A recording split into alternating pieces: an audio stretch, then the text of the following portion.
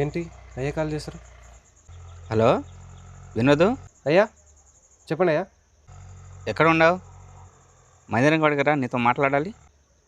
వస్తున్నాను అయ్యా. అయ్యా చెప్పండి.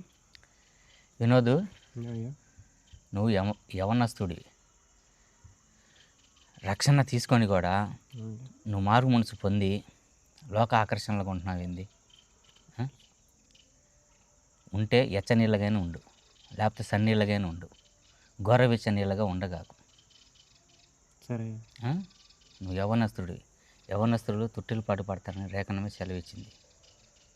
అపవాదికి చోటీ కాకు. దేవుడు ఆనుకొని నడకన్నాడు. యెహోవా రొమ్మున ఆనుకొని నడక నడవాలి.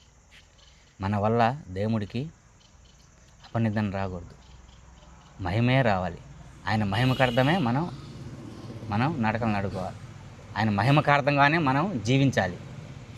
సరేనా? మా ఆత్మీయ తండ్రి ఎప్పుడు సాల్మరాజు అనే ఒక మాట అంటుంటాడు. అన్యజనులు ఎప్పుడు మనల్ని గమనిస్తూనే ఉంటారు. మన సాక్ష్యం పోయిందంటే ప్రాణం పోయినట్టేనని మా అన్నయ్య అన్నాడు. సాక్ష్యము ఎప్పటికి పోగొట్టుకోకూడదు. ఆయన నామానికి మహిమకరంగానే మనం ఉండాలి. సరేనా? నేను గద్దిస్తున్నానని అనుకోగా. నేనేం చేశాను?